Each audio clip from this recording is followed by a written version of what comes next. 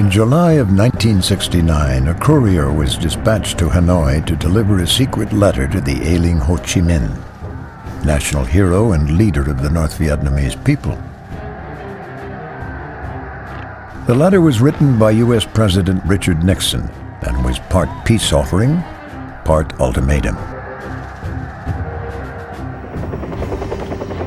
Having promised the American people a quick end to the war in Southeast Asia, the newly elected president was now threatening that if peace negotiations between the North Vietnamese and the American delegations in Paris did not produce the desired results, the people of Hanoi would be made to suffer. On August 30th, Nixon received a letter back from Ho Chi Minh, stating that while he was deeply touched at the rising toll of death of young Americans, his government would not bend in the face of threats. To Nixon's consternation, the leader of this tiny, underdeveloped country was rebuffing his offer. Considering Ho's history with the United States, it was an ironic twist of fate.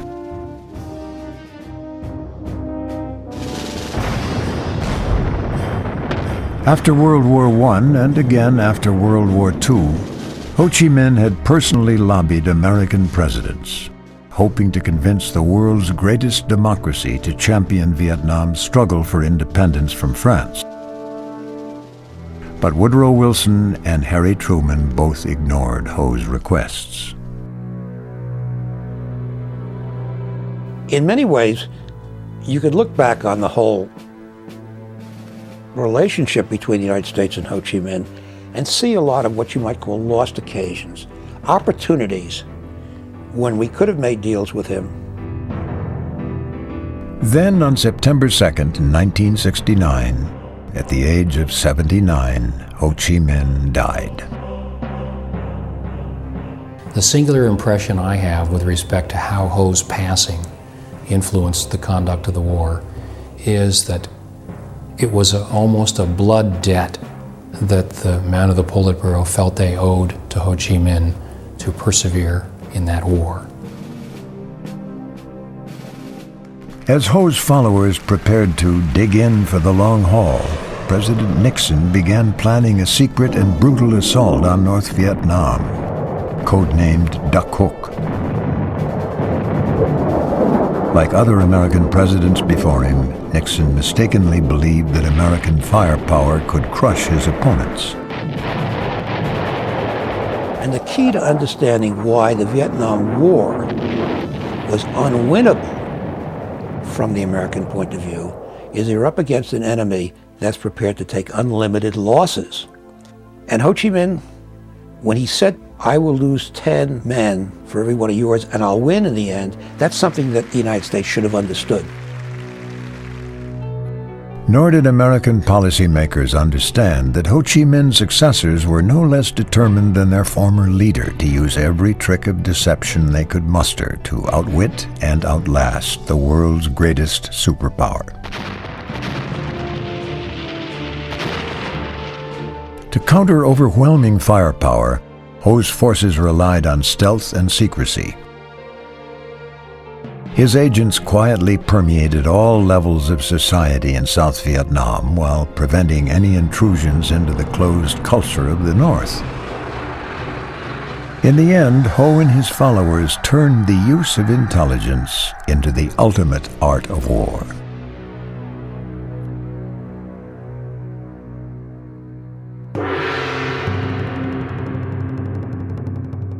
Ho Chi Minh, a pseudonym which means the bringer of light, was born Nguyen Sinh Kun in 1890 in the French colony of Vietnam. One of the boy's earliest memories was of the misery caused by French officials entering his town to conscript villagers to build a road. Many of these laborers never returned to their families.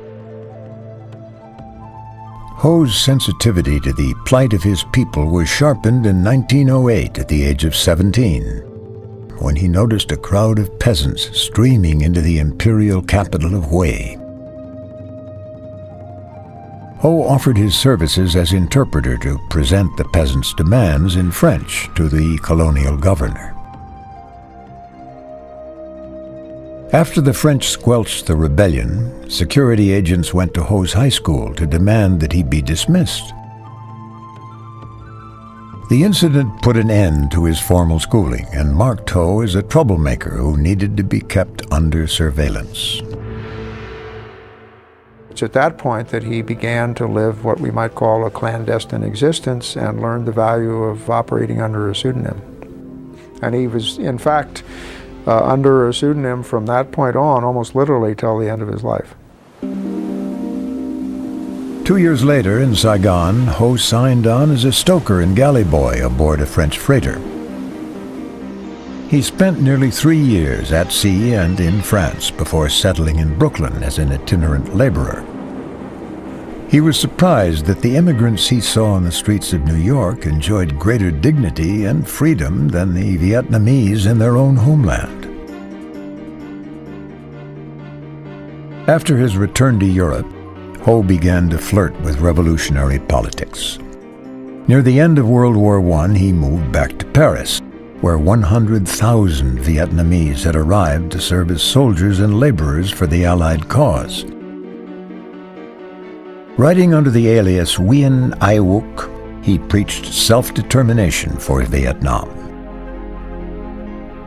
In 1919, Ho learned that the American President Woodrow Wilson was coming to Versailles for the conference that would formally end World War I.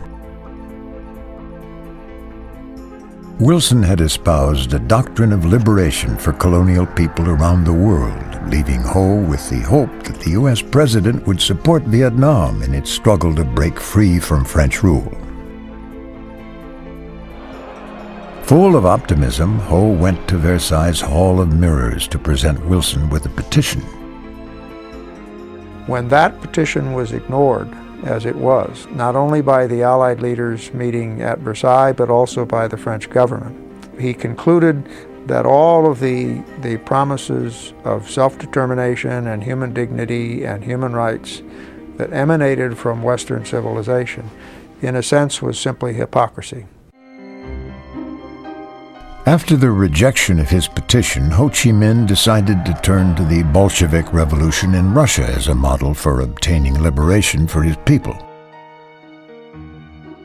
He became one of the founding members of the French Communist Party and quickly came to the attention of the French secret police. The French have terrific security systems. They have a terrific network of spies everywhere.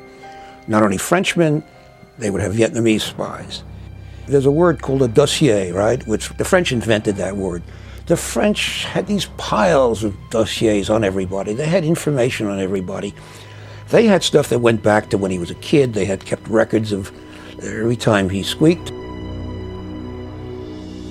In 1923, Ho received an invitation from the Bolsheviks to undergo formal training as an agent so that he could be sent back to his homeland to create an Indo-Chinese Communist Party. By this time, the French police were close on his trail, and as he departed for Russia, he attempted to make a cloak and dagger escape. It's one of these James Bond type stories. He went into a movie theater, changed clothes in the movie theater, came out a side door, got in a taxi cab, fled very quickly to the railroad station, put on another set of clothes, got on the train, and went across Europe and eventually ended up in Moscow. Ho used his time in the Soviet Union to attend an academy for Asian insurgents where he learned Lenin's key dictum: revolution must be launched under favorable conditions. He would wait another 20 years before staging his revolution, and even then, he may have acted prematurely.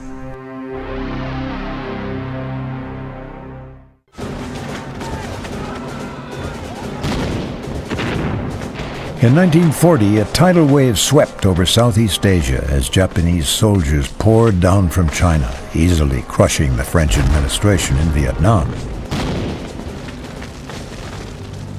Ho Chi Minh, who had been wandering the world ever since he left his homeland in 1911, now sensed that the time was right to return to Vietnam.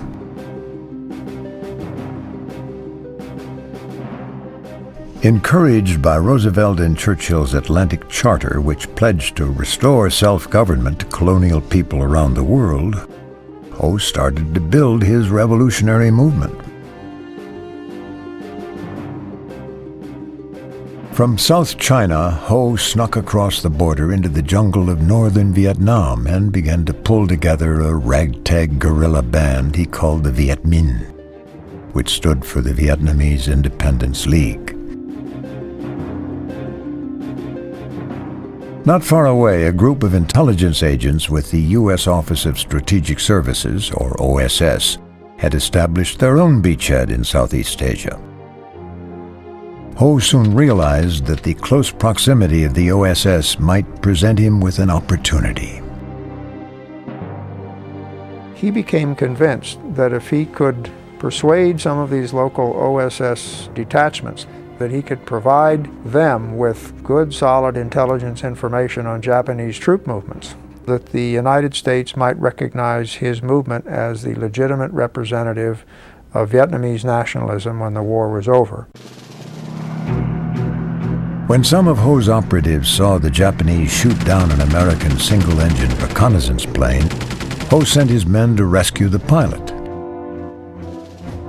The Viet Minh brought the injured flyer back to headquarters.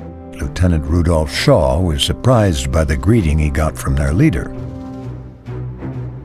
And the way he described it was, this older man with a wispy beard came out of a hut and looked at him and said, "Hello, pilot, where are you from?" It did not take Ho long to realize that if he personally delivered Shaw to the American base in Kunming, South China, he might create an obligation on the Americans' part to do something for him in return. But when he reached the Chinese border, the authorities allowed Shaw to proceed and barred Ho from boarding the train. Ho Chi Minh had to go on foot and didn't get to Kunming until a week or two later. By the time he got back to Kunming, Shaw was already on his way back into the United States. In recognition of his feat, Ho was granted an audience with Flying Tiger's ace, General Claire Chennault, who asked Ho if there was some way he could repay the favor. And according to the story, Ho Chi Minh says, "I really, at this stage, all I want is an autographed photograph of you." Chennault gives him an autographed photograph, Chennault being sort of an egotistical guy. When talk of the proficiency of Ho's intelligence network reached an OSS team codenamed Deer, these American secret agents began to think that Ho might be resourceful enough to undertake the dangerous task of sabotaging a Japanese rail line that ran through the jungle. Carlton Swift was one of those assigned to approach Ho while he was still in Kunming. It took us a while to run down Ho, sitting in the Office of War Information, reading Time magazine and Encyclopedia Britannica. And he said, "Why, yes, we'd be glad to fight the Japanese. Mount an operation."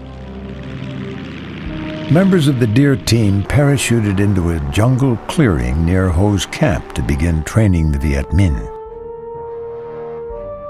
No sooner had they begun than the operation was cut short by the atomic blast over Hiroshima and the defeat of the Japanese.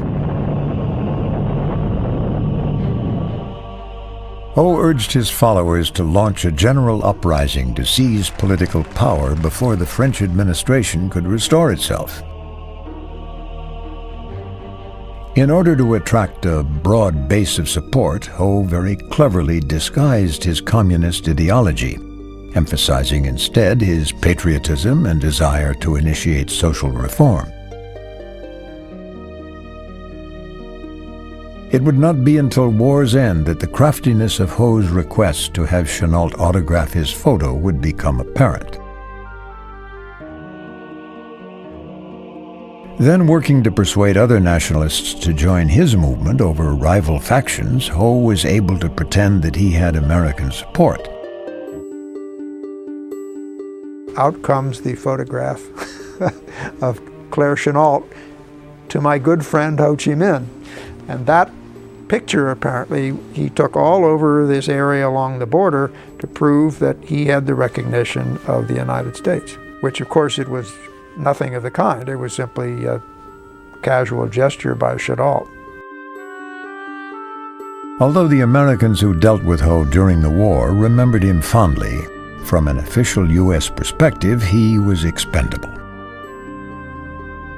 The question of who would be in control of Vietnam's future soon took a back seat to the realities of international politics. In 1945, President Roosevelt died, leaving his successor, Harry Truman, to contend with rebuilding the economy of post-war Europe and the containment of global communism. I sent 3 cables to Truman and Secretary of State from Ho, pleading for assistance in dealing with the French. There is no evidence that President Truman ever read the cables sent on Ho's behalf. And while Truman hoped that the French would liberalize their rule over Vietnam, he was not about to jeopardize U.S. relations with an old ally. However, in Vietnam, the movement for self-determination had taken on the proportions of a groundswell. On September 2, 1945, Ho addressed a crowd of hundreds of thousands in Hanoi's Ba Dinh Square. Borrowing phrases from America's Declaration of Independence, he asserted Vietnam's independence from France. After the Viet Minh launched a general strike later that month, General Charles de Gaulle called for French troops to be immediately dispatched to Vietnam. It would not be long before the Vietnamese would prove that a people schooled in the techniques of secrecy could accomplish the seemingly impossible.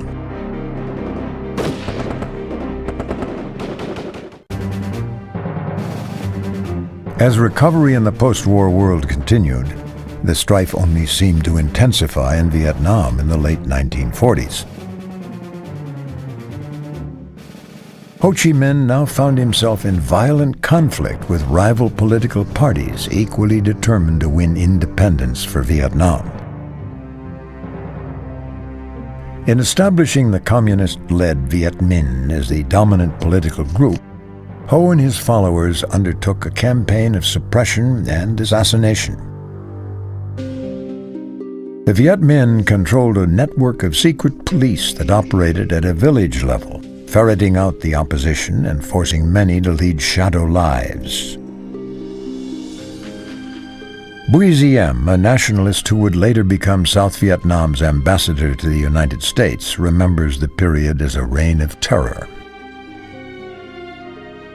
It is a kind of hide and seek period for all of us, you see. Sleeping here and that one night, sleeping there another night. So it was a very, very difficult life.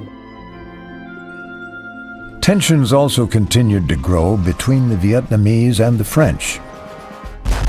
When fighting broke out in 1946, Ho put his troops under the command of Vo Nguyen Giap, a former history professor fascinated by the study of the French Revolution.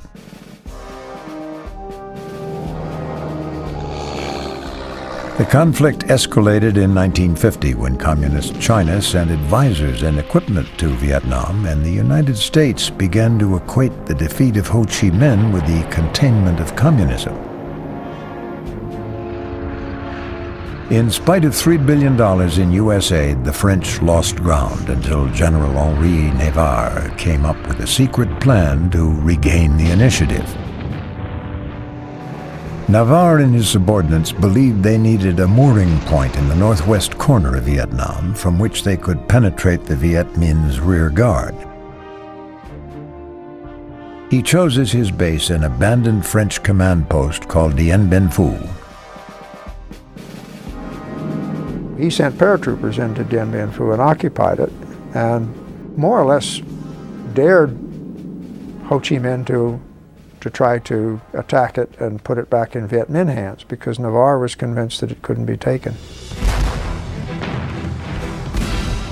At first, Giap utilized the human wave attacks that had worked well for the Chinese during the Korean War. But the Viet Minh suffered enormous losses and were forced to retreat. Even as Navarre poured more troops into Dien Bien Phu, Giap continued to believe that this was the battleground on which to make a stand. Giap decided to switch to a strategy designed to deceive the French.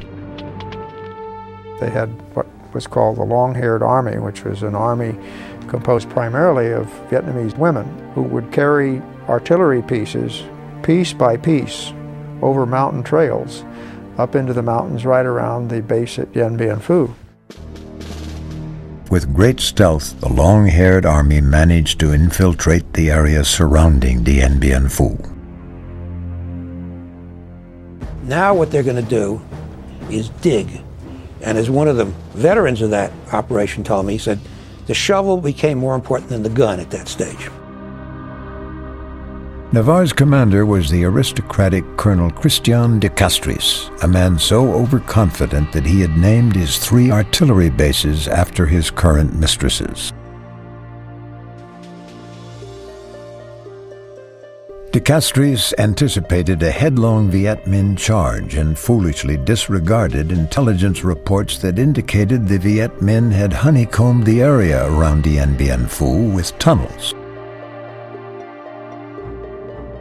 Giap's troops ringed the garrison with artillery pieces so effectively that soon the French were unable to drop in equipment or supplies. On May 7, 1954, the Viet Minh rose up and rushed the garrison. On the eve of an international peace conference to resolve the issue, General Giap's troops raised the red Viet Minh flag over the command bunker at Dien Bien Phu. But in spite of their victory on the battlefield, Ho soon realized that the Viet Minh's bargaining position had been undercut. His 2 allies, Russia and China, were pushing hard for him to concede to French demands and end the war. However, Ho's colleagues in the Politburo were opposed to compromise. Lê Yuan, Pham Van Dong, and Lê Doc Tho had all suffered for years in French prison cells and refused to budge.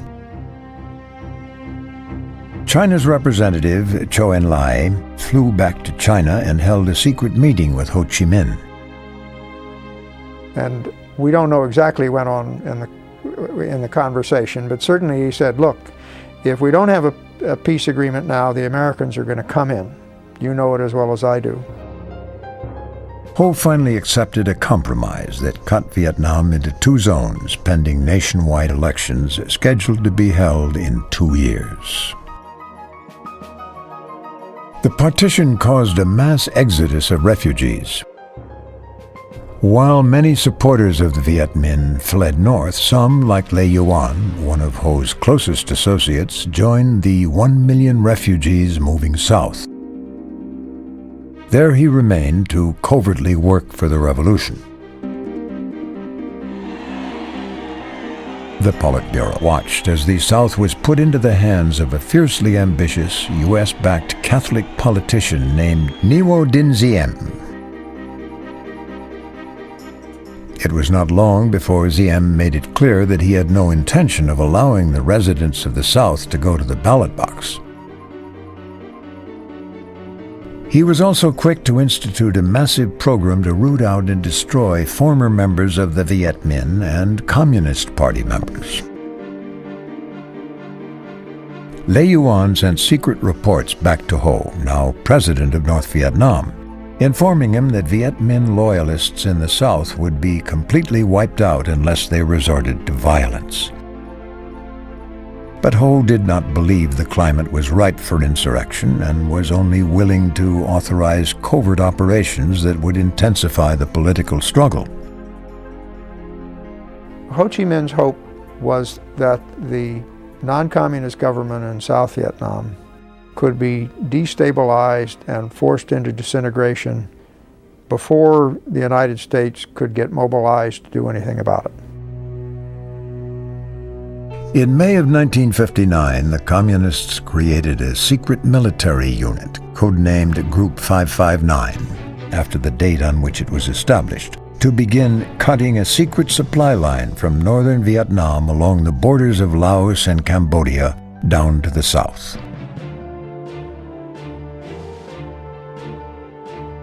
In the years to come, these primitive jungle outposts would become known the world over as the Ho Chi Minh Trail. As the battle for the South continued, both sides would discover that victory depended more on stealth than military might.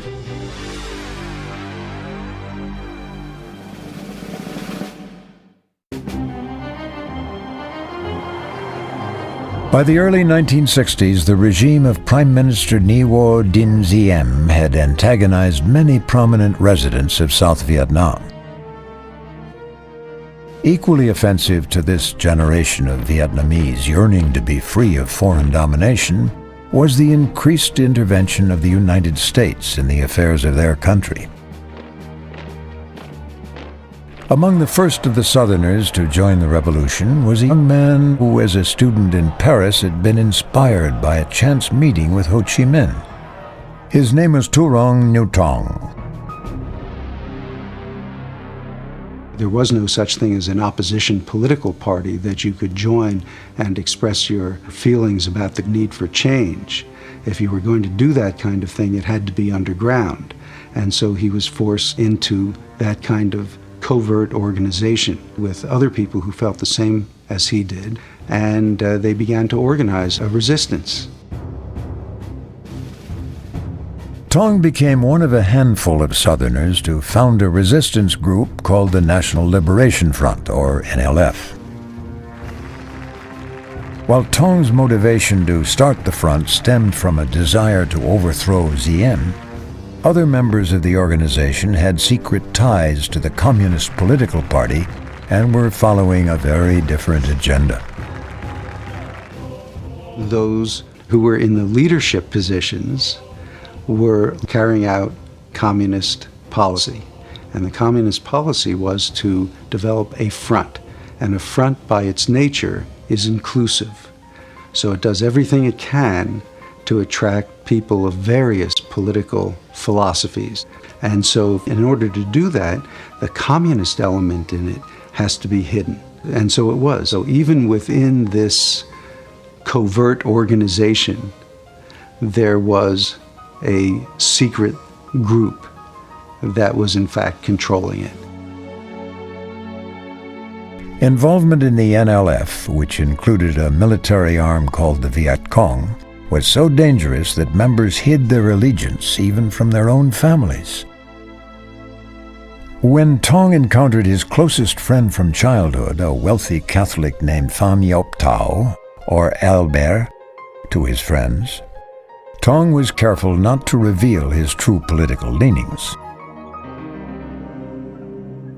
Although Albert had spent his youth serving as a Viet Minh operative, he returned to Saigon like the prodigal son, reformed and ready to conform to the values of the Catholic community that flourished under the Diem regime. And so once back into the fold, he was then in the good graces of the government. And he managed really to insert himself into the new government at an increasingly more important level. Because Albert had once been a guerrilla leader during the French phase of the war, Diem soon viewed him as an expert on anti-guerrilla warfare. As Tong's involvement with the NLF secretly grew, he watched with alarm as his old friend Albert was made the head of Diem's brainchild, the Strategic Hamlet program. As the director of this program, Albert attempted to relocate South Vietnamese peasants into protected villages, free from communist interference. Albert was so successful that it was not long before he was promoted to be the chief of military security for the repressive ZM government. In his position of power, Albert was perfectly placed to pass useful information along to American journalists stationed in Vietnam. He was someone with inside knowledge. He was high up in the military and understood the political dimension. He was a real player, and he made himself available to American journalists. So yes, he was a source. What neither Tong nor the American journalists who relied on Albert for their stories realized was that Albert, the chief of military security for the ZM regime, was really a secret communist agent for North Vietnam. Journalist Stanley Carno, working for Time magazine, was one of those who was fooled. I didn't know it at the time, but I found out later. He would sometimes yield up some people just to prove that he wasn't a communist. He'd have some people tortured. And I saw him do it one time. In 1960, in order to mask his real agenda, Albert actually helped suppress a coup to overthrow Prime Minister ZM. In recognition of Albert's loyalty, ZM drew him even closer into his inner circle. So this is a communist agent who had penetrated the South Vietnamese government at really the highest levels. And his main job was destabilization. By 1963, the work of destabilization was nearly complete. While Ho Chi Minh and the leadership in Hanoi were anxious to oust ZM, they also realized that ZM's unpopularity was driving many residents of the South to join the National Liberation Front. ZM was inadvertently helping Ho and the communist cause. In the end, however, ZM's demise was brought on by his own intolerance. In May of 1963, ZM ordered his soldiers to fire on a group of Buddhist activists and blamed their deaths on the Viet Cong. This action was answered by widespread protests and the shocking spectacle of the self-immolation of a Buddhist monk. ZM's brutality finally eroded the American support he had relied on for so long. Within months, U.S. officials in the Kennedy administration gave their tacit approval to another coup. With Albert's help, insurgents swept into the presidential palace, killing ZM. Through one coup after another, he was instrumental, and he performed that job beautifully. So he was perhaps the most successful intelligence agent during the entire war, on either side. So successful was Albert that there was no one working for the American or South Vietnamese side who could be considered his counterpart. Virtually every agent sent north was either killed or compromised. The murder of ZM was followed 3 weeks later by the assassination of U.S. President John F. Kennedy. Events had created a power vacuum in Saigon, and the Politburo in Hanoi was left wondering whether or not to escalate their military incursions into the South.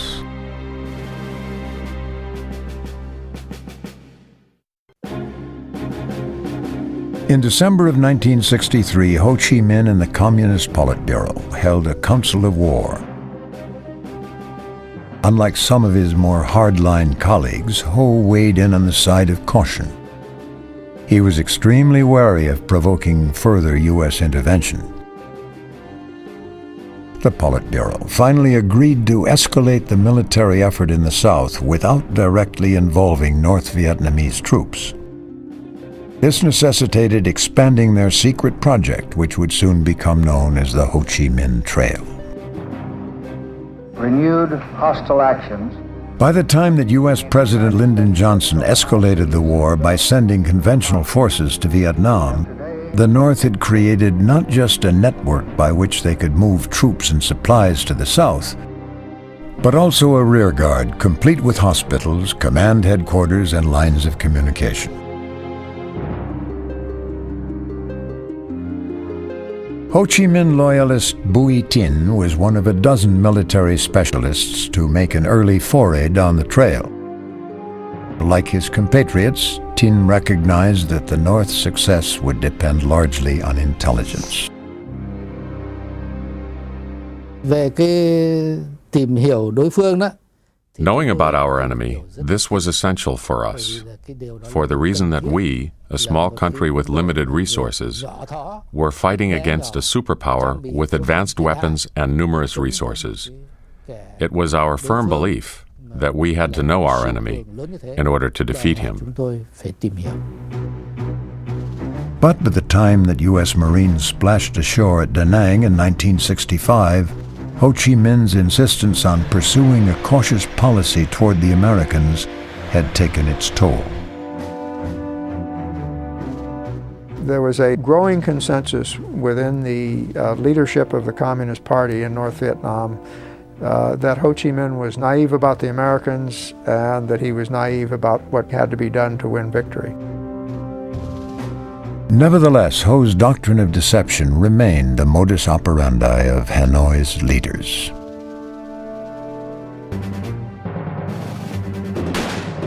Viet Cong intelligence agents were successful at penetrating the ranks of the South Vietnamese government and army.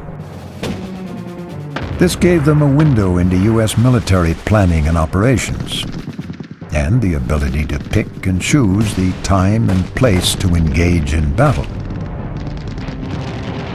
The essence of guerrilla war is that the guerrilla does not have to fight. He fights when he wants to fight.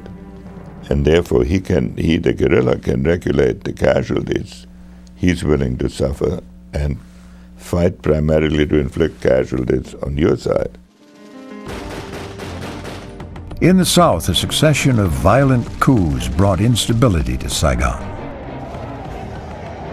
Then in 1965, under the leadership of General Nguyen Van Thao, government forces cracked down on the NLF, and leader Thu Nu Tong was imprisoned.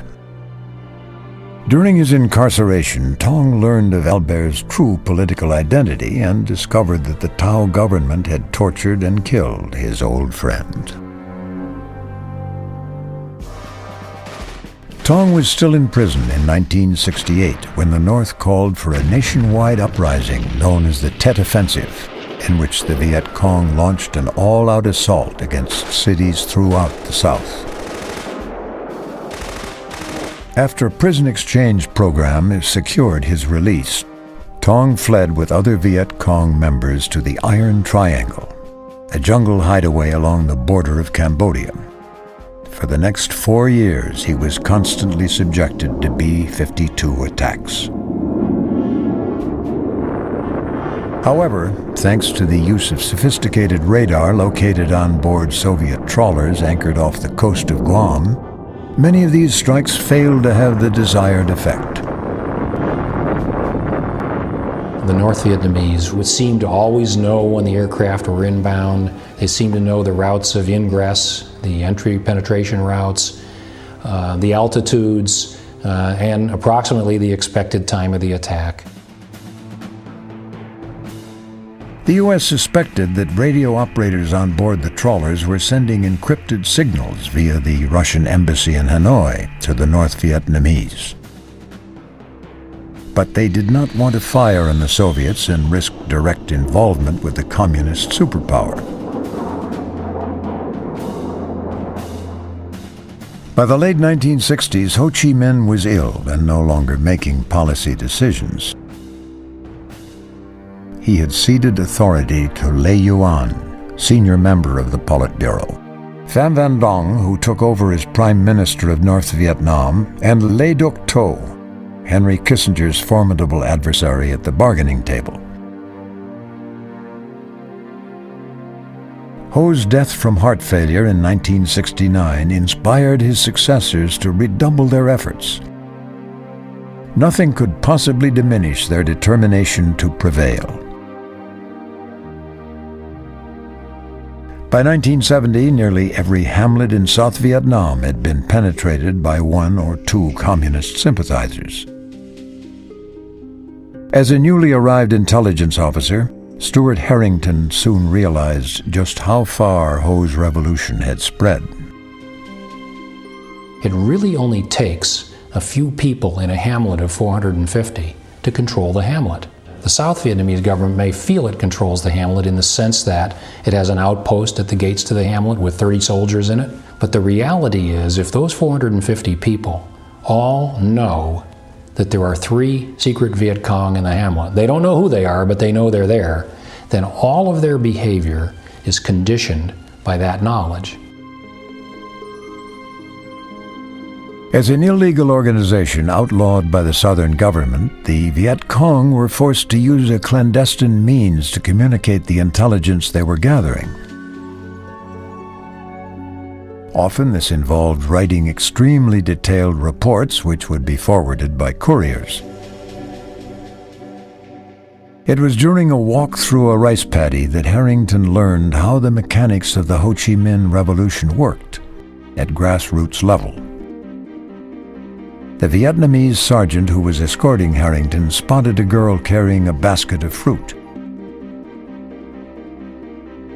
When the sergeant's initial search did not reveal any incriminating evidence, he reacted in anger. He took his M16 rifle and swatted her real hard across the butt, and her wailing that she was innocent and she didn't do anything. And finally, in frustration, he looked at her and he said, "Let your hair down," because her hair was pinned up. And she let her hair down, and when she did, a thing the size of a cigarette fell out on the ground, and it was a letter from the Viet Cong village chief of that village to his neighboring Viet Cong village chief. Started in 1968, the CIA's Phoenix program, a 4-year effort to root out Viet Cong from southern villages, revealed that the entire South Vietnamese countryside was permeated by the followers of Ho Chi Minh. I would say that the intelligence war, for a significant part of the Vietnam War, the intelligence war in the countryside was won by the Viet Cong. Ho Chi Minh tapped into a collective yearning for liberation from foreign influence and was able to channel it into an effective fighting force. He dedicated his life to the revolution, as did untold numbers of other communist and non-communist Vietnamese. In 1973, members of the Politburo signed a ceasefire agreement with the United States that led to the withdrawal of all foreign troops from Vietnamese soil.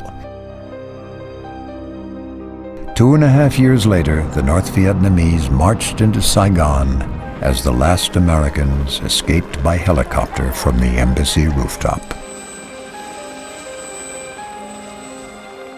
Ho Chi Minh did not live to see his dream realized, but his followers did, winning the revolution and creating the united and independent Vietnam Ho had envisioned more than 50 years earlier.